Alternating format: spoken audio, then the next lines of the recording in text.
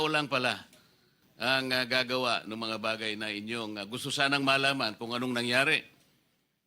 Tama po kayo, Your Honor. Di ba po, sabi ko nga, magtatalo-talo, magbibigay ng inputs yung mga kasamahan natin. Tapos sa dulo pala, yung 4 na tao lang ang magdidesisyon. So ayaw po nila talagang payagan na maimbita si Representative Saldico. Itong congressman na to, makakapagdagdag siya ng ganun kalaki. So, sinek ko na po, sino yung naglagay ng mga pondo doon? Sige po. Si Congressman Saldico na 13 billion. Sir, Your Honor, pwede bang i-ano ko lang yung USB na ayaw nila ipakita doon para mas madali kong mapaliwanag? Ladies and gentlemen, Congressman Toby, I am very grateful that despite your very busy schedule, you made time to appear before us.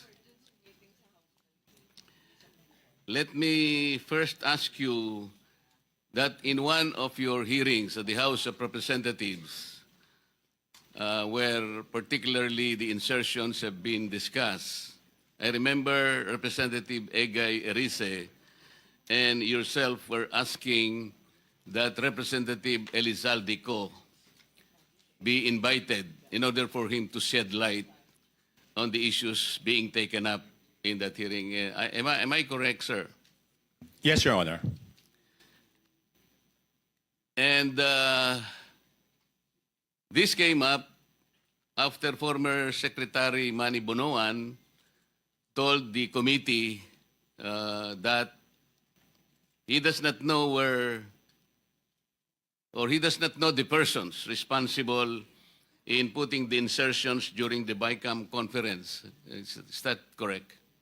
Your Honor, can I clarify that statement? Yes, please. Ganito po yung nangyari dyan. No? So nagsimula, ang una nag-interpellate ay si Congressman Erice.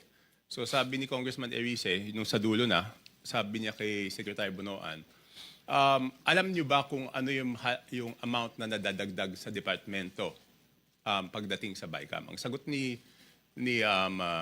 Secretary Bonoan at the time was that hindi namin alam dahil hindi naman kami part ng BICAM. Makikita na lang namin yan pagdating ng General Appropriations Act. So yun po yung pinagsimula nun.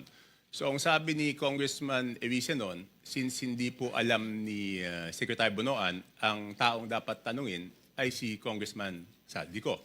Kaya po siya nagmosyon na kung pwede, imbitahan ng committee si Congressman Saldico at yan po ay tinutulan yung motion niya ni Congressman Benny Abante. Bakit po tinutulan ni Congressman Abante? Parang ang sinasabi po nila noon is that hindi pa pwedeng maging resource person ang isang congressman. Kaya tinuloy ko po, kaya po ako nagsalita, humingi ako ng pasya kay Congressman Erice because he had the floor, if I could make a manifestation. Sabi ko, kung ganyan po na hindi pa pwedeng resource person ang isang congressman, hindi na dapat ituloy itong investigasyon na to sa House. Kasi sabi ng chairman nung una, walang sasantuhin. Kahit congressman, kahit senador, kahit sino. Eh kung hindi po pa pwedeng mag-testify under oath o hindi pa pwedeng resource person ang isang congressman, ibig sabihin, exempted yung congressman sa investigasyon. Yun po yung nangyari doon. Bakit po napaka-importante, bakit po napakahalaga na kailangang malaman po natin kung sino-sino yung mga taong responsable doon sa pagbibigay ng insertions po doon sa BICAM o kahit na sa iba pang mga sessions po? Kasi kami po, ako po, hindi ako member ng BICAM, no? So natuklasan na lang namin ito noong, ako nalaman ko lang yan, I think March 24. March 24 ko na lang nalaman na ganun kalaki. Kala natin nung una, PhilHealth lang binawasan, DepEd lang. Later on, natuklasan ko po na yung mga flagship projects ng administrasyon, ni Pangulong BBM, ibig sabihin po ng flagship projects, yan po yung mga foreign assisted projects, ay tinanggalan po nila ng pondo para maisingit yung mga pondo na gusto nila isingit doon sa BICAM. So kaya po, ako rin, napakahalaga po rin sa akin, na maimbitahan si Congressman Saldico.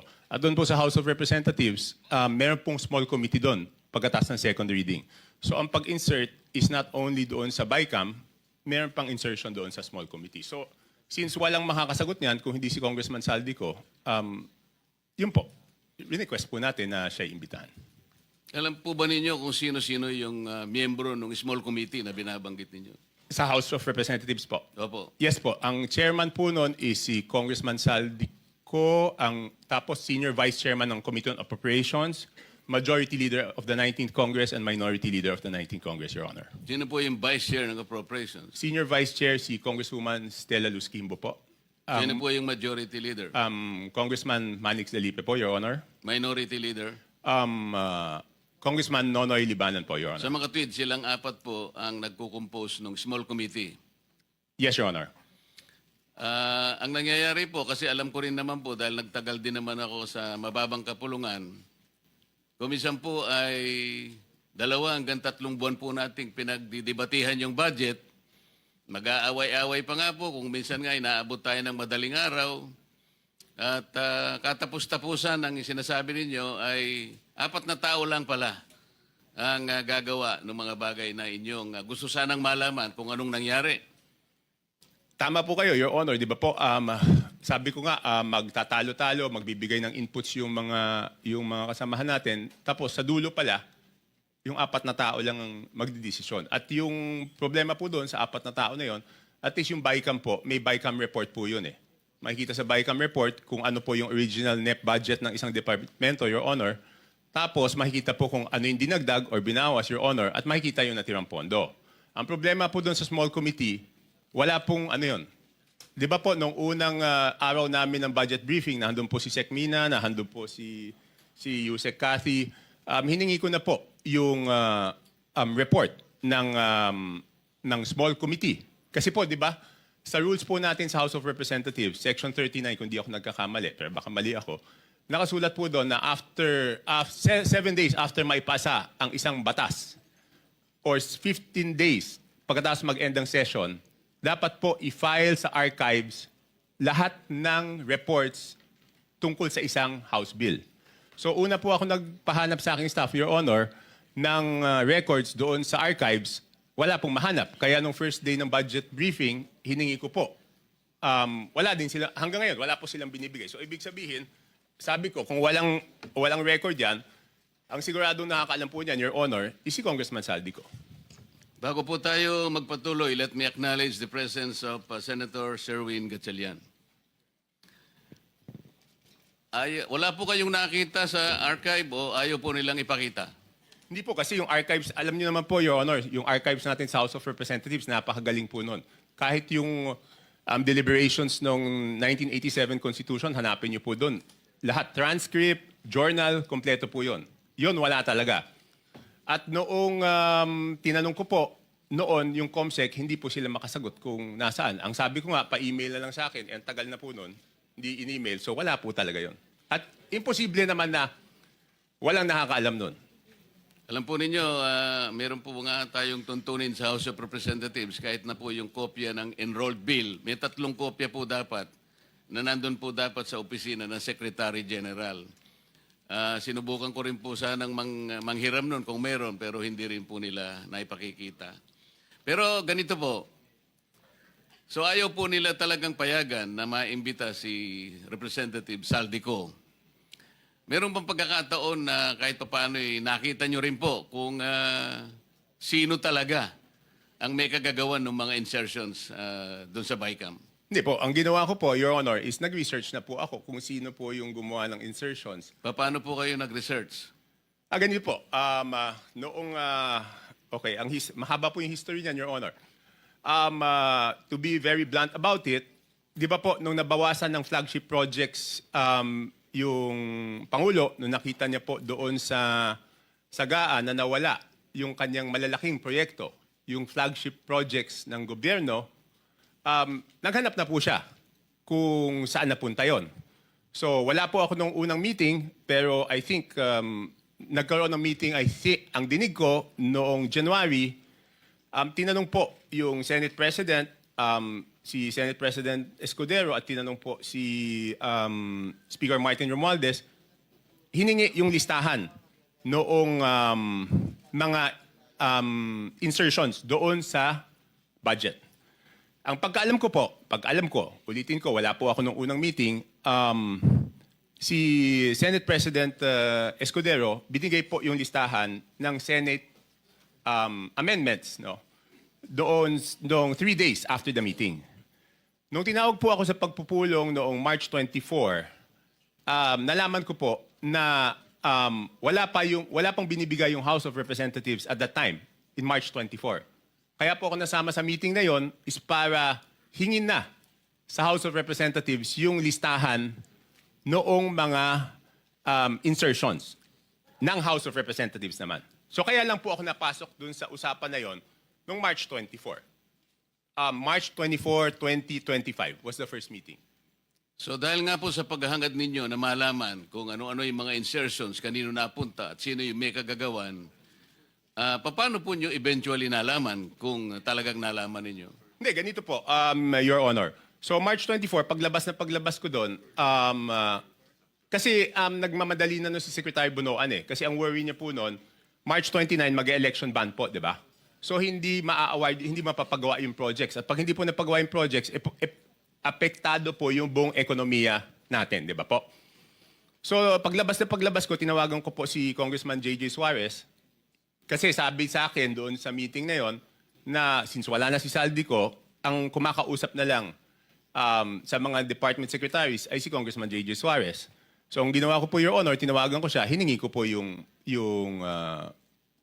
listahan ng insertions. Pero nagtagal po bago po nila naibigay sa akin. I think 3 batches bago po nila naibigay sa akin yung kompletong listahan po nung sa House of Representatives. Sa mga po ay kinausap nyo si Congressman J.J. Suarez, nagbigay naman po ba siya ng impormasyon na inyong hinihingi? Tinawagan ko po. Nung una, nagpabigay siya ng hard copy. Sabi ko, paano ko naman hahanapin to? Hard copy. Pero nagtagal eh. Checking ko lang po kung anong date niya binigay. Basta hindi ka agad. Tapos, ang nangyari po noon, binigay rin in 3 tranches. Una, nagbigay ng isang batch. Pangalawa, nagbigay ng isang batch. Tapos yung isang batch na tagalan. So sabi ko, hindi ko po mache-check kung at hindi ko masasubmit sa executive branch kung hindi kompleto. So later on, napilitan namin silang ibigay yung kompletong listahan, Your Honor. Ano po ang nakita ninyo nung ibigay nila ang kompletong listahan sa inyo? Hindi, ginawa ko lang, Your Honor, is pinagkumpara ko po yung di ba po, admittedly, lahat naman po kaming congressman, pag nakita yung NEP, ang natural na tendency naman hihingi ng extra para sa aming distrito. Okay? So susulat po kami. At least ako, sumusulat ako. So siyempre, nung binigay sa akin yung listahan, ang unang naisip ko noon, ang una ko pong naisip is, kung ikaw, congressman, hihingi ka para doon sa distrito mo. Hindi ka naman hihingi para sa ibang distrito. So minatch-match ko po yung data. Ang haba doon, hindi ko alam kung gaano karami. Ang una kong ginawa, kasi wala naman nakasulat na congressman doon. Ang nakasulat yung district. So para malaman ko yung congressman, hihingi ko po kay Yusek Cathy. Pinadala ko sa kanya yung file, and she can confirm this. She is here. Sabi ko, Yusek, pakiisa-isa mo nga, lagyan mo kung sino yung congressman kasi gusto ko i-compare yung proponent tsaka yung congressional district. Kung congressional district, hindi ko naman kabisado kung sino yung congressman doon eh. So ang sabi ko sa kanya, pakilagay mo yung pangalan ng congressman. So binalik niya po sa akin. Pagkatapos noon, sabi ko po kay Congressman Suarez, ikaw naman, ilagay mo yung pangalan ng proponent. Sabi niya, bakit kailangan yung proponent? Kailangan siyempre malaman kung sino yung nag-request. So later on, matagal, hanggang nung sinabi ko, walang gagalaw dito, hindi ko maprepresent ito. Kasi pinapaayos sa akin eh. Siyempre gusto ko, pag pinisenta ko po, dahil ako magpipresenta nun, kailangan kompleto yung data. So sabi ko, hindi ko masisimulan yung presentation kung hindi nyo ibibigay kung sino yung proponent. So later on, naibigay din. Wala lang yung telepono ko sa akin, Your Honor. Hindi ko ma-check na andun. Sa mga tweet, naibigay naman sa iyo ni Yusek Cathy Cabral kung ano-anong mga distrito yon. Yes po, Your Honor. At naibigay naman sa iyo ni Congressman J.J. Suarez kung sino yung proponents doon sa mga distrito. Yes, pero nagtagal po. Nagtagal. Kaya ngayon po, pwede ba niyong sabihin sa amin kung ano ang napansin ninyo kung ang pag-uusapan ay yung mga distrito at yung mga proponents na nagbigay o naglagay doon sa mga distrito na yon? Ano yung unusual na napansin niyo kung meron man? Hindi, Your Honor, ang una ko pong ginawa, siyempre ako po yung magpepresenta. Ayoko naman na ako magpepresenta tapos mali pala yung data na pipresenta ko. So ang una ko pong chinek, Your Honor, is yung kasi di ba sa BICAM, may nadagdag naman talaga po doon sa Navotas. Okay? Yun nga, ini-issue sa akin, insertion yun. Hindi ako makakapag-insert, Your Honor. Kasi ako po ay hindi membro ng BICAM. So pwede lang po ako mag-request kung ano man yung pumasok doon sa BICAM, yun amyenda na pinayagan ng BICAM. Okay? Opo. So, para hindi ako mapahiya, ang una kong chinek is kung tama yung pumasok Sa o ilang nadagdag. distrito? Hindi, yung sa akin muna. Yun nga po, sa distrito niyo. Kasi alam ko po kung magkano yung nadagdag sa akin sa BICAM. Tumama naman po. Tumama, kasi ang request ko noon is 1.1 o 1.2.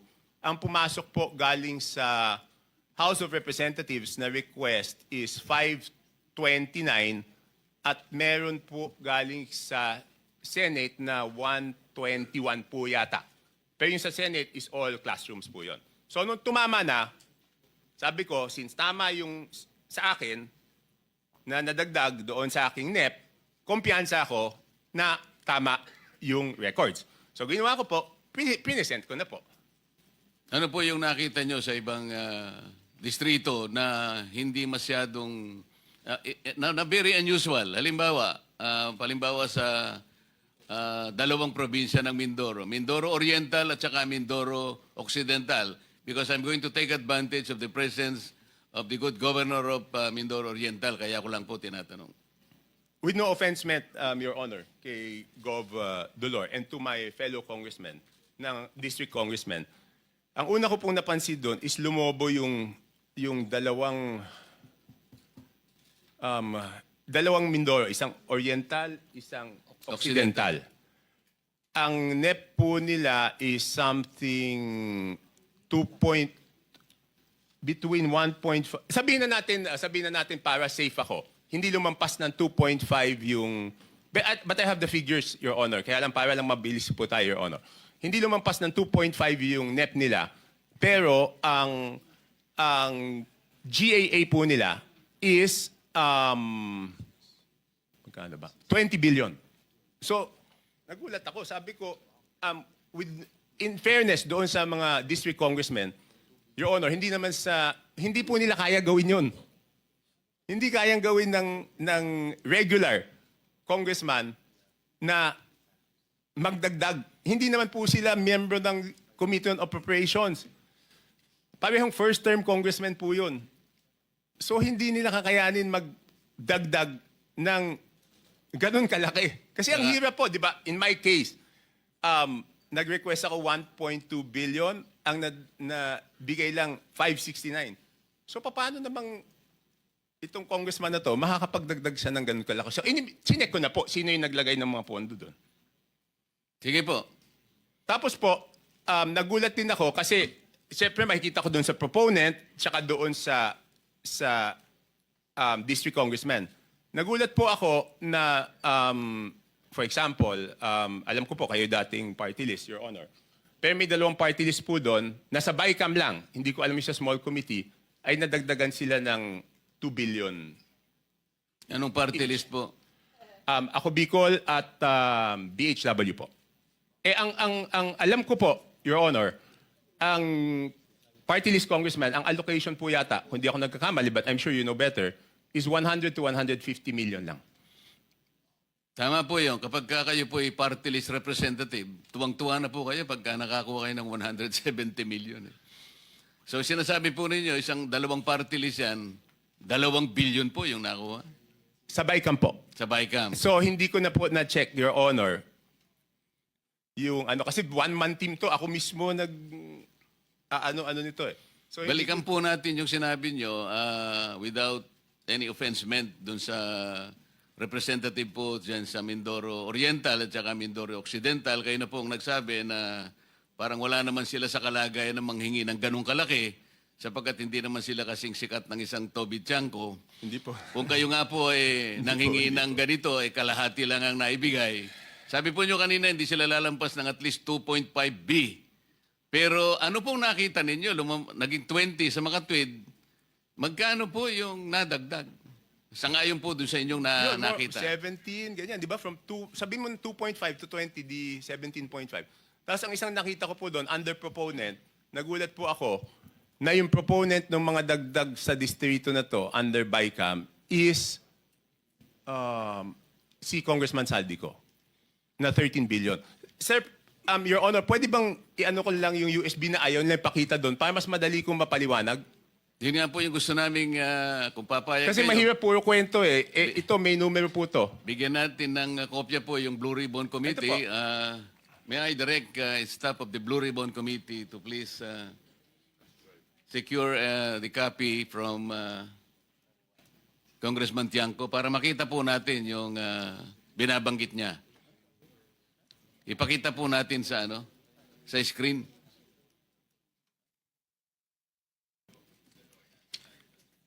Let me acknowledge also the presence of Senator Rapi Tulfo.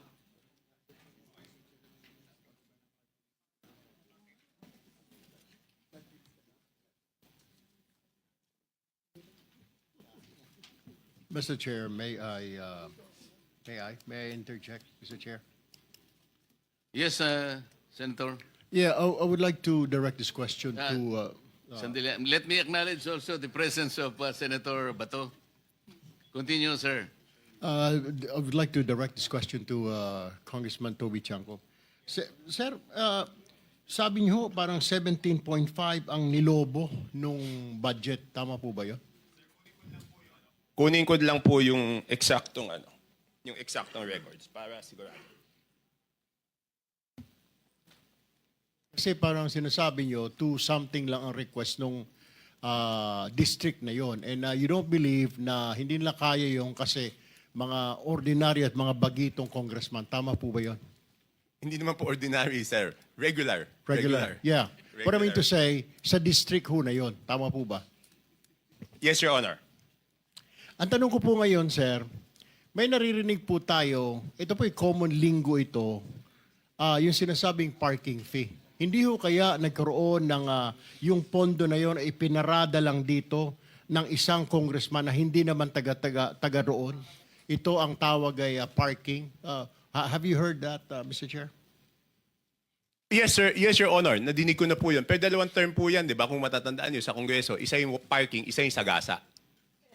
Could you tell us the difference Di ba yung between parking, Your and sagasa? Honor? Yung parking rep, Tiangco, medyo kabisado ko, pero yung sagasa, hindi ko pa, pwede bang ipaliwanag mo yung sagasa? Hindi. Yung parking po, Your Honor, is nakiusap ka dun sa district congressman. Yes. Pumayag yung district congressman. Yung sagasa po, Your Honor, is wala kang magagawa sa ayaw mo't sa gusto. Mas matindi pala yun. Oh, Your Honor,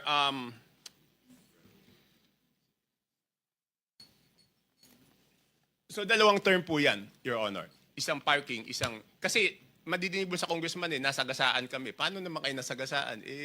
Binatuhan kami ng pondo na hindi naman namin alam. Ang ibig sabihin, Mr. Chair, yun nangyari sa Mindoro ay sagasa po yun? Your Honor, I have no personal knowledge. Your Honor, ito po. Mindoro Oriental, DEO, 2,530 billion ang NEP. Nandito naman po si Yusek Kati, pwede niya i-confirm to kung pareho yung records namin. Tapos, ang total budget is 20,999 million. Tapos, yung Mindoro Oriental DEO, 1,508,583,000. Ang GAA po niya is 20,795,429. So nagulat ako nung nakita ko yon, Your Honor. Thank you, Mr. In Chair. both provinces, si Representative Saldico ang nakalagay po na proponent. Rep. Hindi, doon po sa ano. Kasi ganito po to. Ito na po yung total. Sabi ko nga, hindi ko makikita kung ano yung sa small committee. Ang nakita ko, nung tinitignan ko po yung kay Saldico, next slide please. Yan, maliit lang eh. Yan po. For example, ito muna, Abra. Ang proponent is Congressman Saldico. Hindi ko na po linagay yung district congressman, sir, kasi, Your Honor, kasi sabi ko nga, baka naman wala siyang alam, tapos mababash siya ng mababash, di ba po? So, ang nadagdag po from to the district of Abra is, sige, next slide, is 3,400,000,000. Your Honor, hindi ko po mabasa. Basta 3,400,000,000. 68,345. Yan po, Your Honor. Okay. Yan po, out of Saldico's insertion. Okay, next slide. Yan na po yung Mindoro. Yung next is Mindoro. Tignan ko lang po dito sa akin. Meron din akong kopya niyan. Your Honor.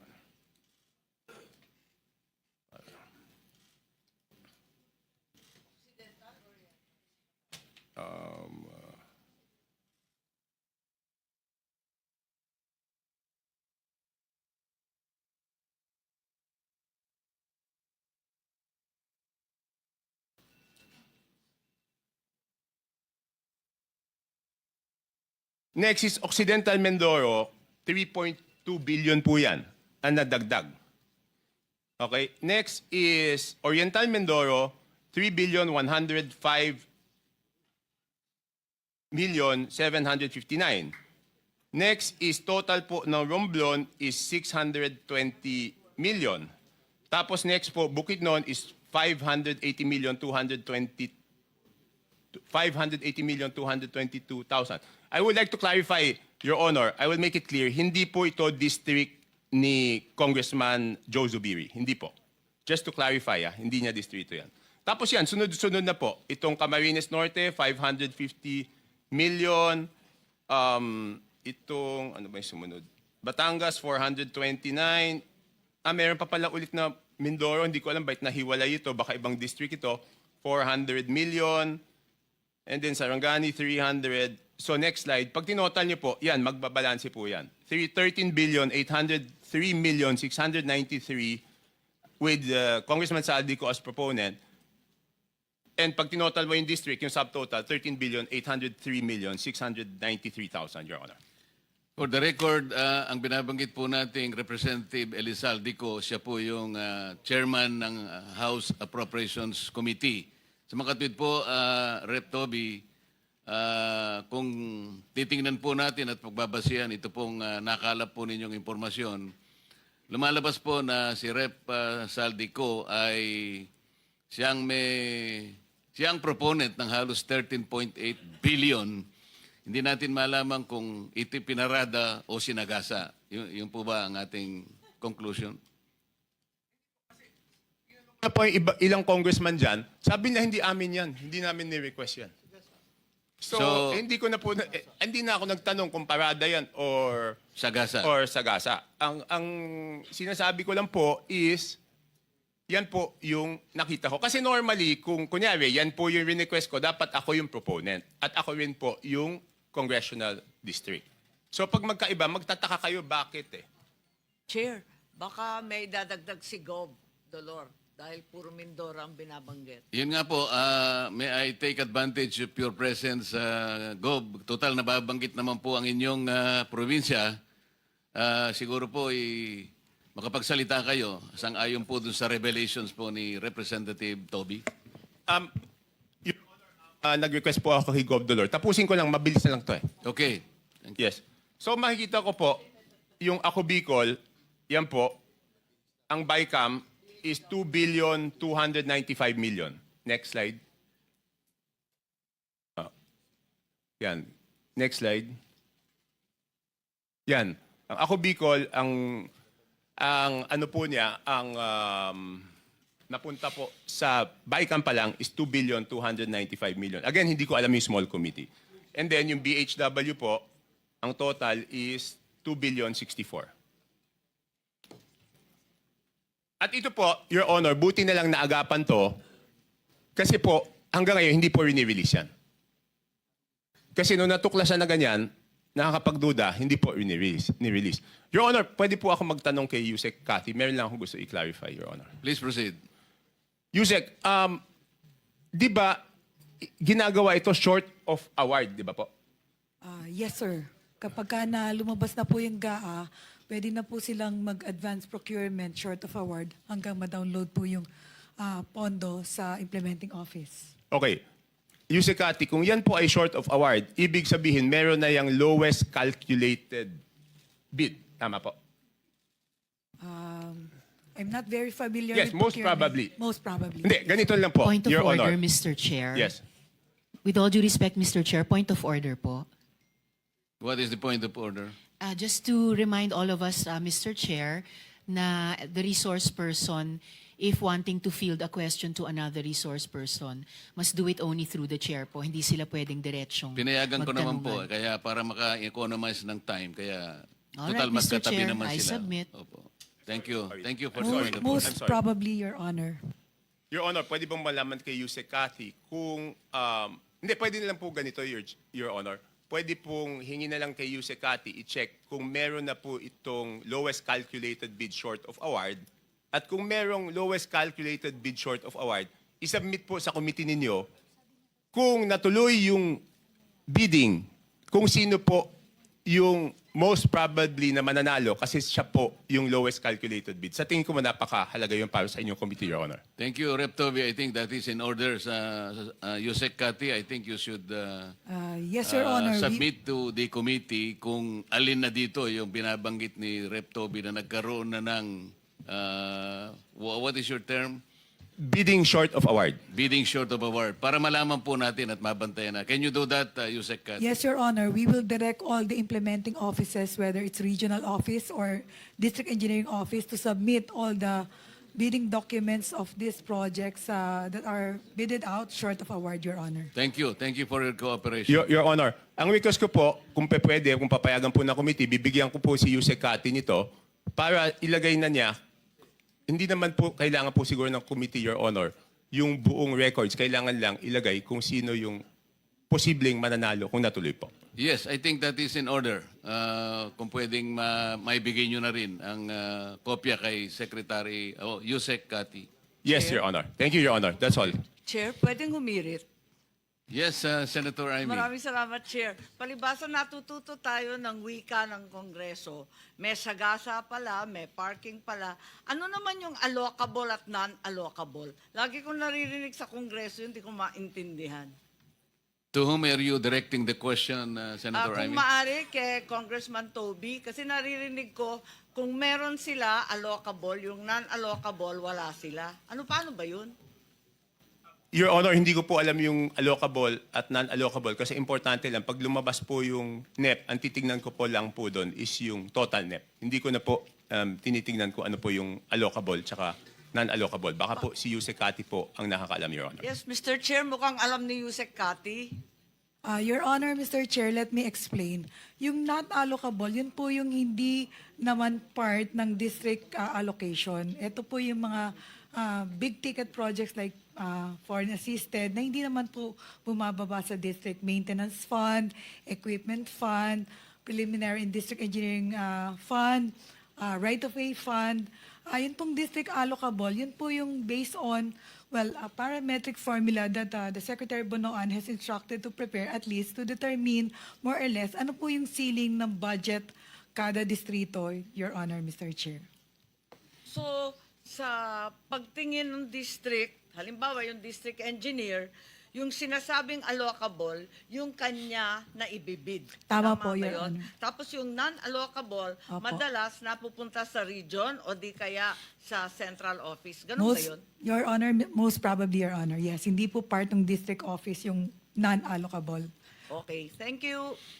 Rep. Toby, siguro doon sa parada at saka sa gasa, doon sa parada malaman natin magkano yung parking fee siguro para sa kaalaman din ng committee. Doon sa sagasa, ano kaya yung ginamit na pang sagasa? Pison kaya o train o kung paano? Kasi kailangan malaman din natin. Your Honor, hindi po ako sumasama sa mga usapang parking, so hindi ko po Opo, alam po namin yon. Baka lang alam ko po, hindi po ako pumapasok sa pagsisiyasat ninyo ay makatulong naman kung ilan yung mga parking fees po. Sapagkat sinusuri na rin po ito, kaugnay din ng pagtukoy natin sa maanumalyang flood control projects. Your Honor, pasensya na po. It's baka third-hand information, chismis eh. So, ayoko naman magsabi ng chismis kung hindi naman yung mismong naparadahan ang magsasabi sa akin na siya'y naparadahan. Ng ganito. Salamat po. Mr. Chair, may itatanong lang ako doon sa bid short of award. Kasi nalilito ako. Ang pagkaalam ko po kasi, only projects that are included in the NEP can undergo pre-procurement. Bakit dito sinasabi na pati yung initiatives, insertions in the small committee and the BICAM also undergo pre-procurement bidding short of award? Di ba bawal yun? Akala ko yung NEP lang. Madam Chair, if I Yes may. po, ayun. Yes po. Ano po yan? Nasa rule po ng New Government Procurement Act. Pwede lang pong i-early procurement. Hindi ko po alam yung term nila na short of bid award. short of award, Ang yeah. meron po tayong term is early procurement early- activities. Ang So ibig yung sabihin po early nun, procurement, ito iba po, pa yun sa pre-procurement, yeah, no? ito po yung pwedeng ipabid pag nasa National Expenditure Program na. Pero pag nasa BICAM po at saka sa hindi na po kasi nagbago na po yung Kaya- mga numero eh. Kaya nga, so Magkaiba po 'yon. So, yun na nga, yun ang tinatanong ko. Yes, We're ma'am. talking about the same thing. Opo. So, yun ang Mali lang tinatanong po ko. siguro yung pagkakagamit ng term ni Yusek Cathy. Yung kanina, yung kay Yusek, hindi maaring i-pre-procurement o i-early procurement o i-bid short of award kapag hindi kasama sa NEP. Hindi ba ganun yun? Yes po. Dapat, Section yung mga 21 po. Yung mga insertions, congressional initiatives, lahat yan, walang pre-procurement. Wala po. So, walang aregluhan sa kontratista. Wala po. Ang walang early down payment o mobilization fund. Yes, ma'am. Magkaliwanagan Opo. lang Yun po, tayo. early procurement po, Section 21 of the New Government Procurement Act. Yes, Yes, ma'am. that went through the Senate. Thank you. Opo. Point So of I order, think that Mr. is Chair. very clear. Mr. Chair. Nasa bagong na yan, new Government Procurement RA 12009. Mr. Chair, point of order, Mr. Chair. I just want to know what is the process of the other colleagues having their time questioning. Kasi kung hindi, wala eh. Kahit na sino sumingit, sorry, it's okay. Kahit na sino Sige. sumingit-singit, ito kanina pa, more than half an hour na siya, hindi pa siya nakapagsalita. Siguro naman bigyan natin ng allocation each senators ng time limit o 10 minutes, 10 minutes. Kasi kung hindi, kanya-kanya tayo, sabog-sabog tayo. Yun lang po yung aking pananaw, Mr. Chair. Okay, thank you very much for the point of order. Any more member of the committee who wish to ask questions to Representative Toby? Di ba dapat first come, first serve, Mr. Chair? Marami Yun nga po, kung merong gustong magtanong, kailangan mag-express na po para Mr. Chair, right here. Senator Erwin. Yes, I have a couple of questions for Congressman Toby. Kung sa ating budget process, Mr. Chair, una ang committee amendments, and then individual amendments, and then kasunod po, supposedly after the second reading approval, no more changes. Tama po ba? Yes, Your Honor. Can you state before this committee, Mr. Chair, what really happens in reality? Yung totoo. Mukhang hindi naman po nasusunod ito. What's going on? Can you walk us through para maintindihan po ng mga nandito, yung mga nanonood sa atin, what's going on? Kasi dito po mapasok yung mga insertion, nakatakot-takot, Mr. Chair. Okay, Your Honor, una po tatanggapin po ng House of Representatives yung National Expenditure Program. Yun po ang proposal ng budget po ng Executive Branch. Pagkatapos po noon, magkakaroon po ng budget briefings at magkakaroon po ng budget hearings. Okay. Doon sa mga budget briefings at budget hearings na yon, Your Honor, ang mga cabinet secretary po ang natatanong ng mga congressman. Pagkatapos po niyan, mapupunta po yan sa plenaryo. At magkakaroon ng sponsorship at magsusponsor yung iba't ibang mga authors, no, ng iba-ibang mga sponsor ng iba't ibang department. Doon po hindi na po pwede magsalita ang cabinet secretary, congressman na po. Pagkatapos po magdedebate, yan po yung sinasabi ni congressman ng ating chairman na magdedebate po. Halos 2 buwan po yan, inaabot ng gabi, magdedebate po. Pagkatapos po niyan, pag natapos yung debate, isasara po ang period of interpellation and debate. Pagkatapos po, bubuksan po yung period of committee amendments. Doon po magsasabi po yung komite ng mga amenda. For example po, yung departamento, yung let's say yung executive branch, may nakita silang dapat na institutional amendments. Doon po yun sinasabi sa period of committee amendments. Pagkatapos pong maisara yung period of committee amendments, bubuksan na po ang period of individual amendments. Pagkatapos pong isara yung period of individual amendments, ay magboboto na po on second reading. At tapos third reading. Yan po ay sa normal, sa lahat po ng batas. Ngayon, pagdating po sa budget, iba po yung proseso doon sa House of Representatives because ang laging sinasabi doon, kulang yung oras, di ba po? So, pagkatapos po ng committee amendments, bubuksan po yung period of individual amendments.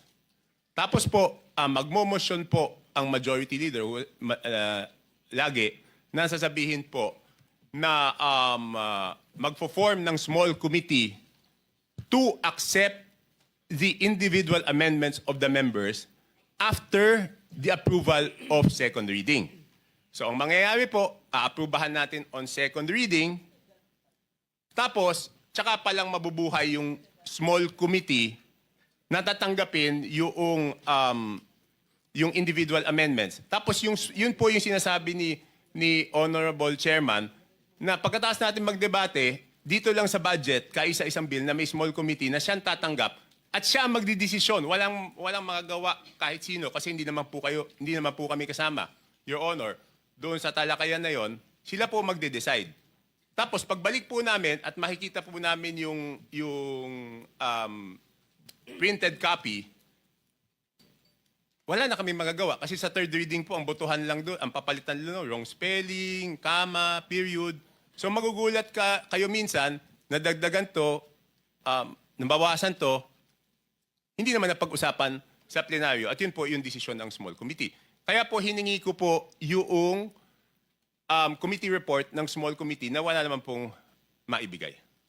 So, ibig sabihin, Mr. Chair, walang magagawa. I mean, pag katulad ng isang district congressman, nakita niya lumobo yung kanyang budget sa kanyang distrito, wala ho siya magagawa. Hindi ho siya pwede magreklamo na hindi naman sa akin ito. Sobra yata, may nag-parking dito, may sumagasa rito. He can't do that, Mr. Chair. Wala na po. Wala na po siyang magagawa kasi yun na po. Ang next chance po nun, sa BICAM. Di ba po? Pero aminin natin, no, kung wala namang kalokohan yung project, Mr. Chair, sino namang congressman ang hindi magpapasalamat na dadagdagan yung distrito mo ng proyekto?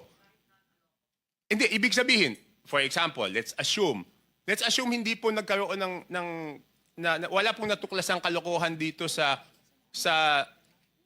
wag na natin sabihin kalokohan. Wag po natin hindi po nagka-problema yung dalawang distrito ng Mindoro. I'm sure tuwan-tuwa yung congressman kasi masasabi niya sa constituents, ang dami kong napagawa kahit hindi naman siya yung nagpagawa nun. Kaya lang ngayon siguro nagkakaroon ng tanggihan kasi hindi naman siya yun tapos siya masisisi. But in the normal course of things, sino naman ang tatanggi na madagdagan yung distrito mo, lahat naman kaming congressman, ang gusto namin, mas maraming proyekto sa aming lugar.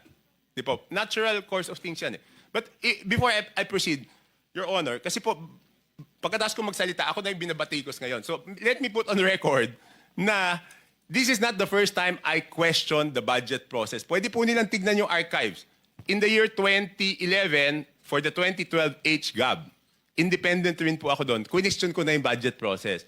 In the year 2013, for the 2014 HGAB, question ko na rin yung budget process. In the year 2014, for the 2015 HGAB, kung matatandaan niyo po, ako po yung humingi ng kopya ng DAP, Development Assistance Program. Kaya nag-away po kami sa plenaryo. So yung mga nagsasabi ngayon lang po ako nag-question, hindi po ako ngayon nag-question ng budget. Kaya lang, nagsawa na po ako kasi wala nangyayari na outvote ako. Nagkaroon lang ako ng pag-asa nung pagkatapos ng SONA kasi si mismong presidente na ang may gusto ng budget reform, Your Honor. Rep. Toby, pagkatapos ng small committee, ito na yung basis ng HGAB na hindi na makikita ng ordinaryong congressman. Yun ang sinasabi mo. HGAB na po ang makikita nyo. HGAB na po ang makikita nyong kopya. Na hindi nagkaroon ng pagkakataon yung regular congressman na makialam doon sapagkat yun po ay tinrabaho na ng small committee. Yes, Your Honor. Thank you. Continue. So, Are we supposed to ask? meron tayong Yeah, but sinusunod. are we supposed to ask Congressman Toby before Okay, yung regular okay. ano natin? Ano ba ho yung process?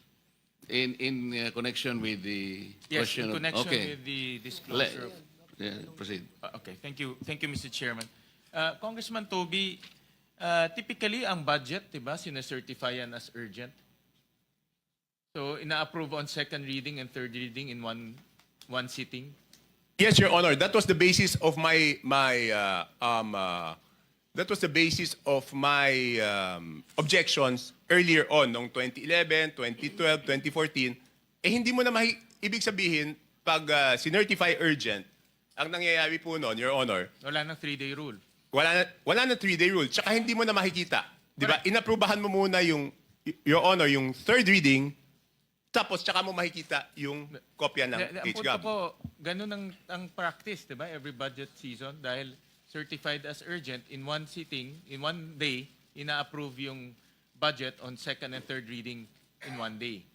Yes, that I don't know if all congresses that I attended kasi nawalan na nga ako ng pag-asa noong after 2015 kasi kahit questioning ko bakit one day, wala naman. I think in one budget season, pinadala naman yung kopya, hindi ko lang alam kung ano year, pero on the same day, since certified urgent, ay aaprubahan. Kaya nga ang naging ano ko doon, explanation of vote, sabi ko nga doon, and it's in the records of the archives of Congress, Your Honor, sabi ko nga doon, paano naman babasahin yung ganyan kakapal o even hanapin yung ano in one day? Yeah, but naintindihan ko sa'yo, you're saying na even after the approval on second reading, tapos ng period of amendments, di ba? Approval na on second reading, pwede pa mag-amend. Yes, Your Honor. We approve on second reading, pero nagbigay kami po, before, Your Honor, before we approve on second reading, binigyan namin ng authority yung small committee na palitan kung ano man yung inapprove on second reading. Hindi, pero pag in-approve on second reading, yun na yun eh. Yun po yung point ko Diba? ever since, Your Honor. Ibig sabihin, pag sinabi ko yun na yun, from NEP all the way hanggang annexes, approved na yan. Lahat ng maliliit na project doon, approved na yan. Your Honor, that was the basis of my questioning ever since. Kaya nga natapos na yung period of amendments. Diba? The period of amendments, doon tayo mag-amend lahat ng mga line item. Pero after period of amendments, pag nag-vote na tayo second reading, tapos na yon. Correct? It's only for review, in 3-day rule, for review na lang yon. Yes, Your Honor, tama po kayo. Kaya lang nga, only for the budget, nagkakaroon ng ganon. Yun nga po yung sinasabi ko, Your Honor. Parang binigyan mo ng blankong cheque, yung apat na tao, na sila yung magbago nung inaprubahan ng plenaryo. So sabi ko nga po, Your Honor, paano naging mas powerful yung apat na tao kaysa doon sa inaprubahan ng plenaryo, Your Honor? Pero para sa akin, yung pagtapos ng second reading, nag-amend pa, parang that's not the usual practice. Kasi pag nag-approve ka ng second reading, kasama na doon yung amendments. Tama po kayo, Your Honor. Kaya nga, sabi ko, sa lahat ng batas na ginagawa, no touch pag After tapos ng second reading. Yung BICAM, kasi po, binigyan ng authority yung small committee, yun. Kaya, pwede nilang galawin after BICAM. But, Your Honor, I got a commitment, Sec Mina was there on the first day, I got a commitment that they will not do it anymore at this time. I hope pag second reading, pati na yung mga attachments, tapos na. I hope. Kaya nga sabi ko... Dapat ganun. Pati mga attachments, tapos na. Bago, in other words, bago matransmit sa Senado, kasama na lahat ng mga attachments, pati mga projects. Yes, Your Honor. Kasi sabi ko nga, for the record, ulitin ko, hindi ito yung unang pagkakataon na question ko yung budget process. At nawala na talaga ako ng pag-asa na walang mangyayari. Kaya lang, nung nadinig ko yung SONA, since this is the first time na yung Presidente po, Your Honor, ang nagsabi dapat baguhin yung budget process, may pag-asang baguhin yung sistema na yun. Kasi Your Honor, independent po ako ako laging labas eh. So, i-outvote lang ako, Your Honor. Thank you, Mr. Chairman.